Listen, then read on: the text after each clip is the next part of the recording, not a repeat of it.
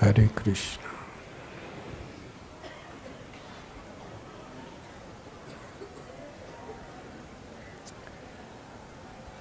I wish to extend my sincere gratitude to each and every one of you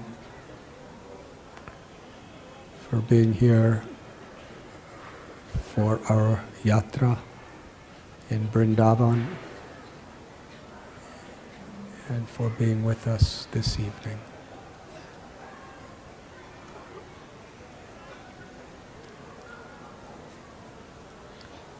This afternoon, we celebrated Annakuta, where devotees from all various social roles, various different religious backgrounds,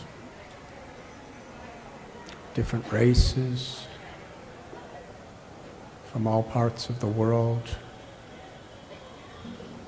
had the opportunity to prepare bhoga, or food for Krishna.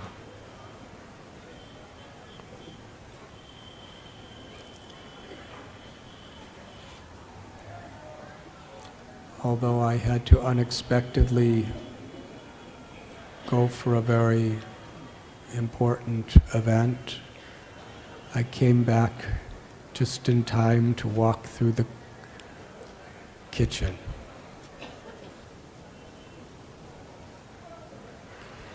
Kitchen is a field where little clay and brick stoves,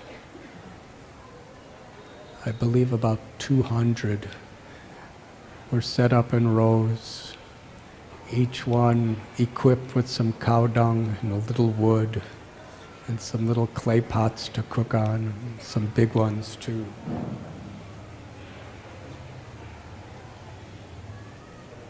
And perhaps 1,000 people in different shifts were sitting in the dust of Braj Bhumi cooking.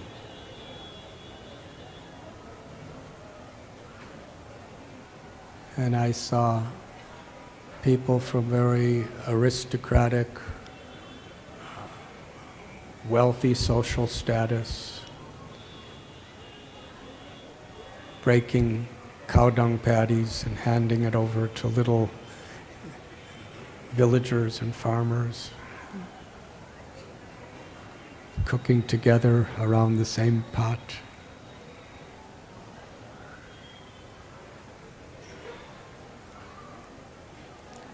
PhDs from IIT and other such universities were with people who really don't have much education at all. They were cutting the vegetables together and rolling the pastries together, cleaning the pots together.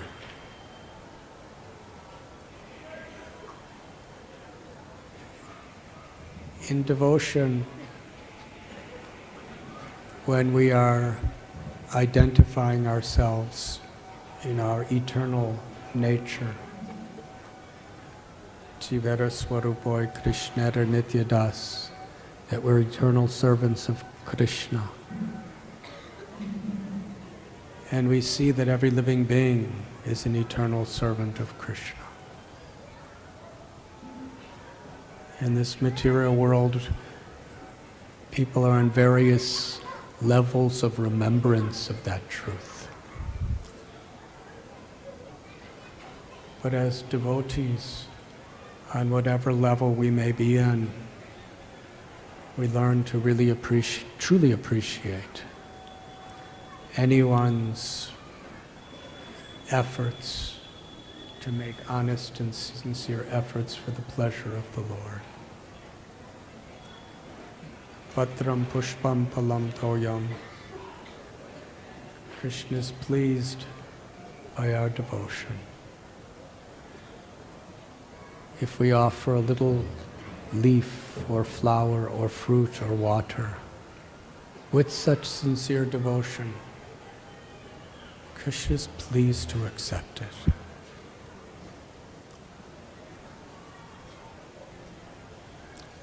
Just as in kirtan, whoever we are, if we're sincere to take shelter of the holy names as we're chanting and dancing, to the degree we actually are in the consciousness of kirtan, then we are above all of the egoistic ways in which we analyze each other.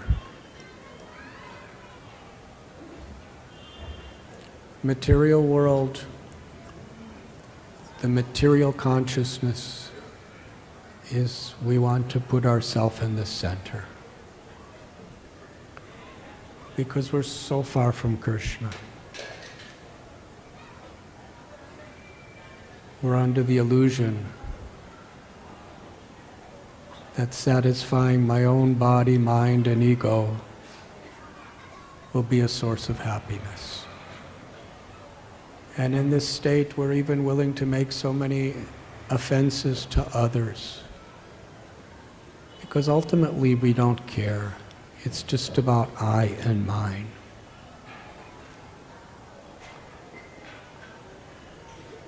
But kirtan is when we put our whole consciousness in Krishna. Hare Krishna, Radha Govinda Dev. And in that state, with Krishna in the center, then we can appreciate our relationships with each other.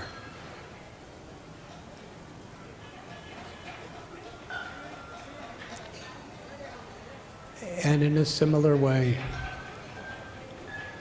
just as when there's 5,000 people in a kirtan or 3 people in a kirtan, we have a chance to rise above the external conceptions of ego. So when we are all cooking together,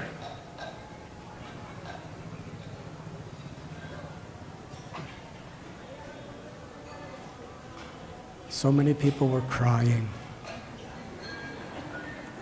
Almost everyone I saw in that kitchen was crying because of the smoke in their eyes.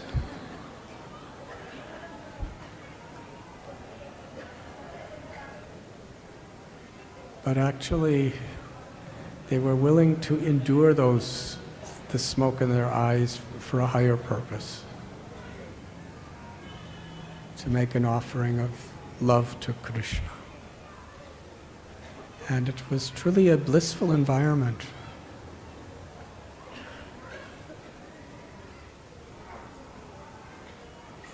The same way people have cooked in Vrindavan for centuries and centuries. A timeless lack of modern technology. And ultimately, all the preparations were brought together. I was told it was 1,300 preparations approximately, just made in a little field near Govardhan Hill. And believe it or not, to organize that type of simple village cooking is practically as difficult as managing an international corporation.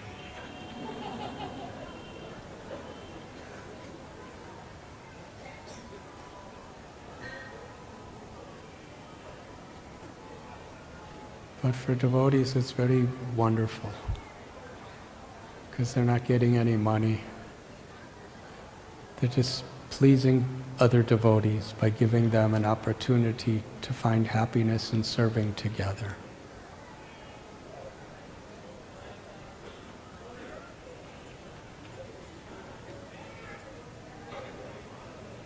When Krishna inaugurated this Annakut, there were massive mountains of bhoga.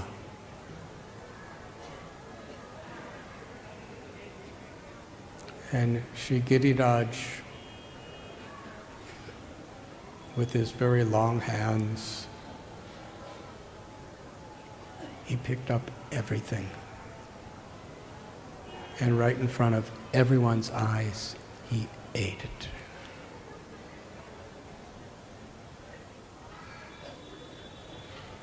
In Sri Chaitanya Mahaprabhu's Leela, Lord Chaitanya, who is Krishna himself, he also reciprocated with his devotees in a similar way.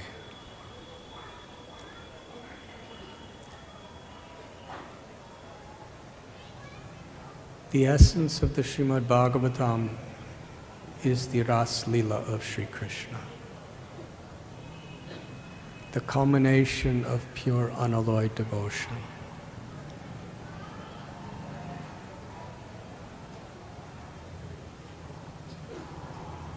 Unless one is completely transcendental to even the slightest trace of egoism, desire for profit, adoration, distinction, or any type of sensual gratification, one cannot really appreciate the Rasa Leela. The gopis were considered, even by the greatest renunciates like Shukadev Goswami, Sri Chaitanya Mahaprabhu, Raghunath Das Goswami, Rupan Sanatan,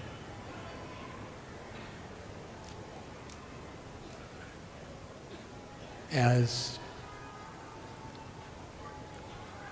the most detached, pure-hearted, and surrendered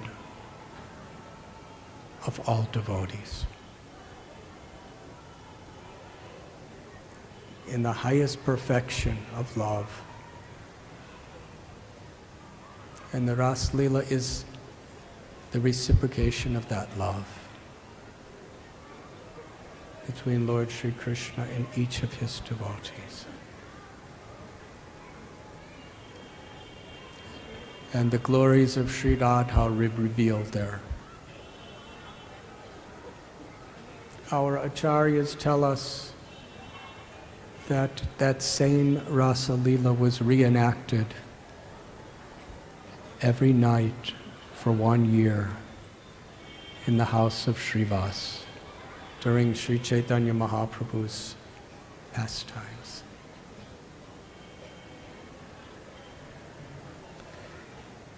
Sri Chaitanya Mahaprabhu presented the topmost limits of Krishna consciousness and Krishna Leela in a way that was most understandable and accessible to the people of this age of Kali.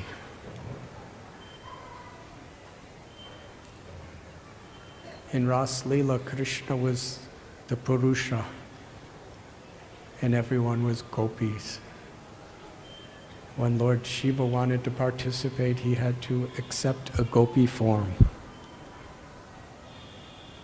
When Narada Muni wanted to participate in the Rasa Leela on the banks of Sri Radha Kund, he performed tapasya at Narada Kund, just on the Govardhan Parikrama.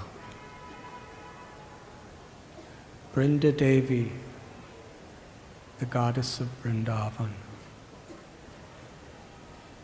Lord Shiva humbled himself to her and expressed his desire. By Brinda Devi's mercy, she taught Lord Shiva how to actually be in the mood of the complete self-sacrifice of gopis. And she took him to Kusum Sarovar. And with her blessings, he went underwater in Kusum Sarovar and came out Naradi Gopi. in a female form, where he could participate in being the servant of the servant of the servant of the gopis at Sri Radha Kund.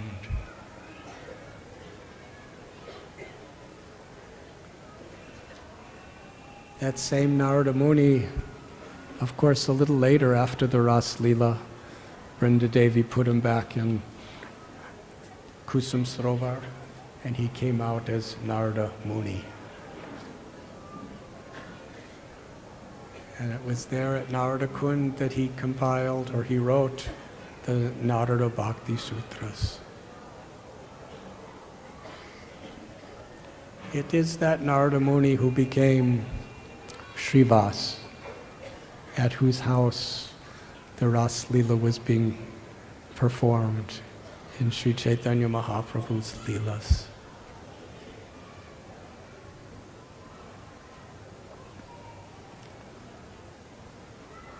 Radha Bhava, Lord Chaitanya Mahaprabhu is Krishna experiencing the love of Sri Radha. Gadadhar Pandit is Srimati Radharani. Vrinda Devi is Mukunda Sarakar.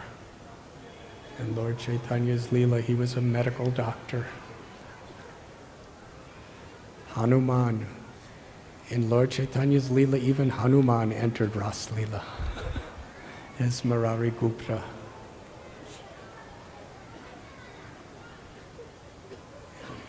Advaitacharya is Sadashiva and Mahavishnu. Nityananda Prabhu is Sri Balaram.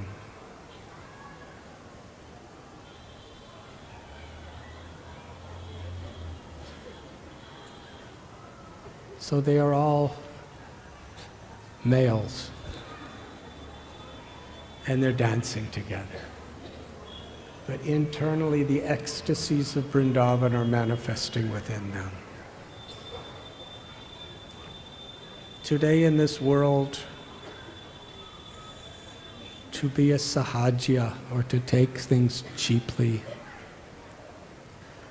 to try to think that we can really enter into very high levels of ecstatic ras when we still have egos and desires for gratifications. It's very common. Srila Prabhupada and our acharyas sometimes defined Parakrita Sahajya as taking things cheaply. And that's such a tendency in practically everyone in this world, to take things cheaply.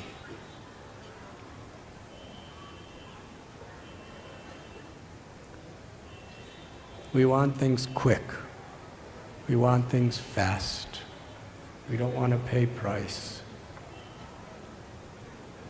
We want to think ourselves something we're not, without really developing the qualifications to receive it. So Lord Chaitanya Mahaprabhu, he performed the Rasa Leela. He revealed Krishna's most intimate pastimes in ways where the supreme esteem of the sanctity and the purity of Krishna's Leela was truly honored. And he taught us to do the same. They would dance and chant, and the inner rasas of Braja within their hearts were manifesting. Torrents of tears of love as these devotees were all singing and dancing together. And just as Sukadev Goswami tells that in Krishna's Sarat Purnima Ras Leela, although it was just one night, Krishna actually manifested an entire day of Brahma for the gopis and Krishna to dance together. And similarly, the nights during that 1 year of the kirtans at Srivas, it is described Sri Chaitanya Mahaprabhu made those kirtans 1 yuga in length.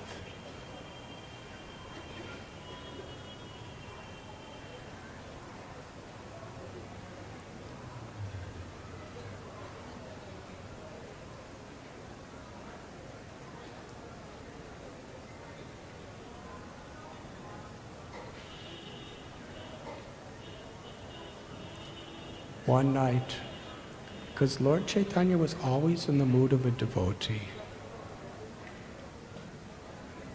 He was not in the mood of the enjoyer Krishna. He was in the mood of the servant of the servant of the servant of Krishna. Because he was teaching us. But in the house of Srivas, only the most pure, exalted, self-realized souls were given entrance. Because the ecstasies of love that were manifesting from their hearts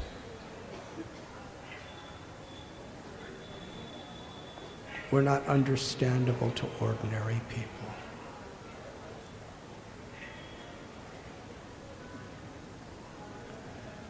But one night, Sri Chaitanya Mahaprabhu, he really wanted to fulfill all the desires of the devotees. To everyone's great surprise, he sat on the throne of Vishnu, the altar.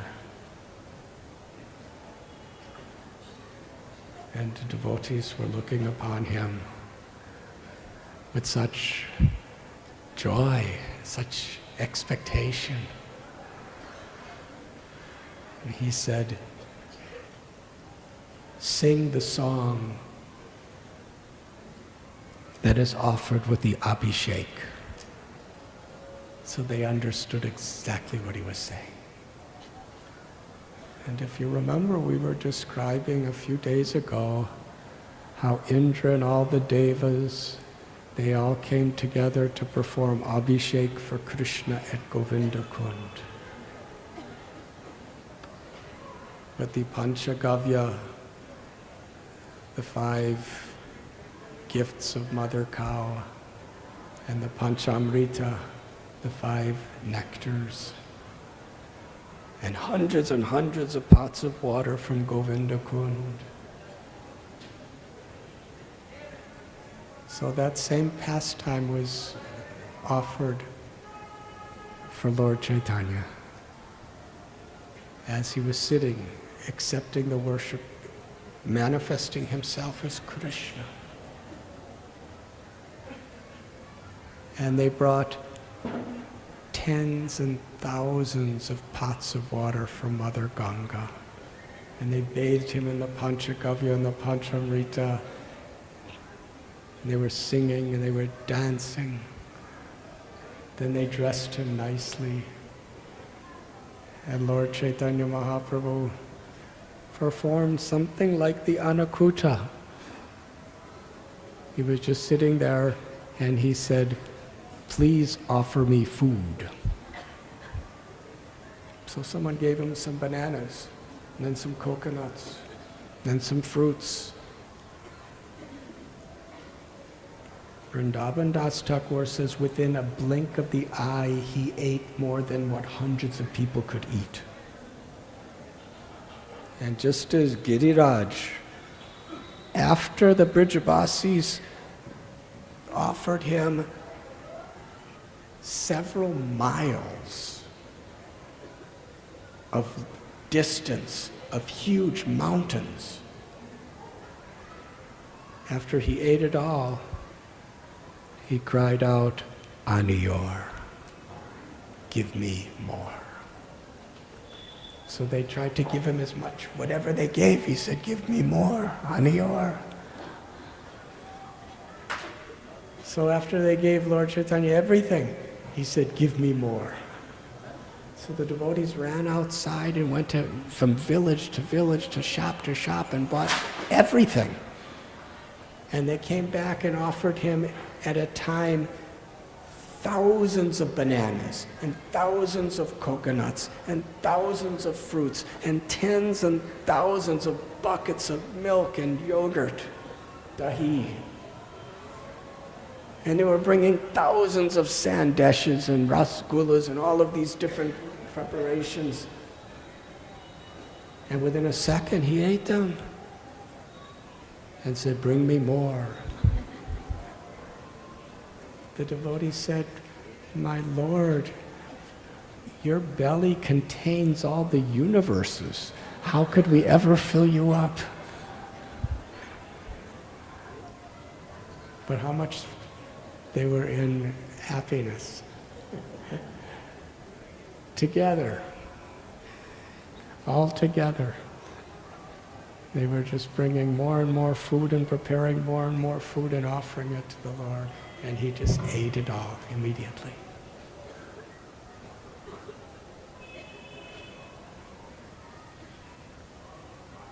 What hundreds and thousands of people cannot eat.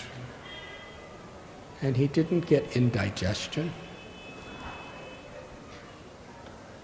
because he was manifesting his opulences of the Supreme Personality of Godhead. And just as Giriraj, during the Govardhan Lila, he offered everyone any benediction they liked and fulfilled it. And then under the hill, Shri Giridhari completely fulfilled every single devotee's most intimate desires. Whether they were a flower, or a deer, or a bird, or a buffalo, or a goat, or a cow, or an old Brahmin, or an old or young Gopa or Gopi, everyone's desires were completely fulfilled. So during this Mahaprakash Lila, which went on continuously for 21 hours, Lord Chaitanya was fulfilling each and every one of his devotees' innermost desires. Murari Gupta, who is Hanumanji, Lord Chaitanya called him and was glorifying Murari Gupta with such love. He said, Murari, do you not remember who I am and who you are? And suddenly, Murari Gupta saw his beloved Lord Ram. And next to Ram was Sita and Lakshman. And he saw so many other monkey soldiers around Ram offering obeisances. And Murari Gupta happened to look down and he saw that he had a tail. And Lord Chaitanya Mahaprabhu said, I am your beloved Lord Ram, and you are Hanuman. And Murari fell unconscious in ecstasy of love.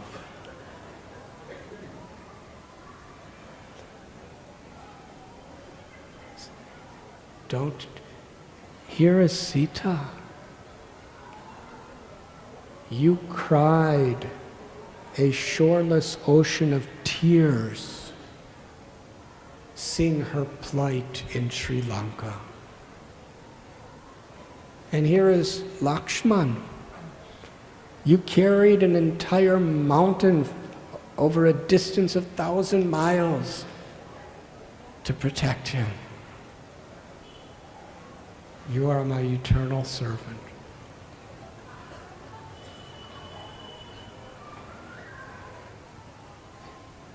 The Lord asked him, please ask for any benediction.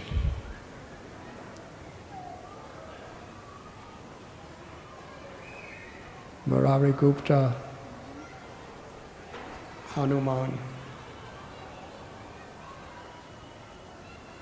To understand what devotees value is to truly understand what it means to be a devotee. He said, I just want to remember you. I don't want to ask anything from you. But if I must ask something, that in every birth I may take in this world, I could be in the association of your devotees.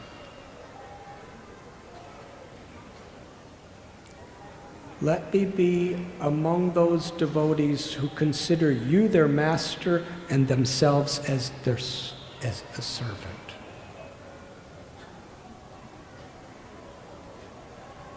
Let me forever chant your holy names in the company of such devotees, as the servant of your servants.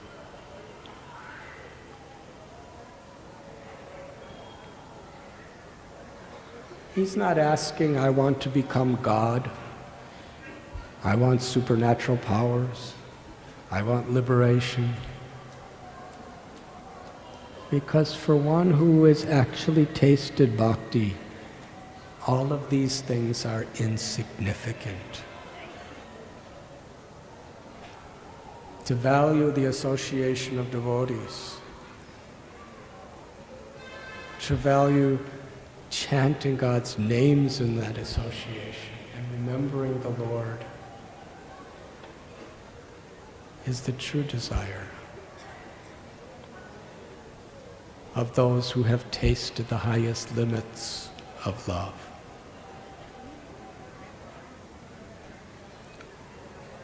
Lord Chaitanya turned to Advaitacharya. He said, I appeared in this world because of you. You fasted and you prayed for so long out of compassion for all beings. And by your compassion to every living being, I came to the world to deliver them.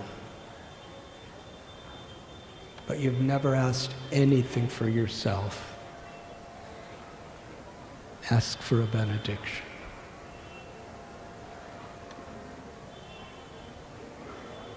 Advaitacharya, he identified himself as someone who was very wretched and very sinful.